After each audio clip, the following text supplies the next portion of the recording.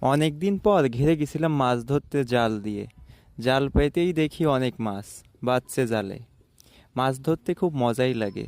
ছোটকাল ধরে আমার মাছ ধরার প্রতি আলাদা রকম একটা ইন্টারেস্ট কাজ করতো। মাছ ধরতে খুব মজাই লাগতো। নিজের ঘেরে মাছ ধরার মজাটাই আলাদা। মাছ খাওয়ার থেকে কিন্তু মাছ ধরাটাই মজা আলাদা। কারণ যখন মাছ ঘের থেকে ধরা হয়, মাছ ছোটাছুটি করে, সেই মাছ ধরতে খুব মজা লাগে। পেশি মাছ বাজছে অনেক। পেশি মাছ কিন্তু খাইতে অনেক ভালো লাগে। আমার খুবই প্রিয় মাছ।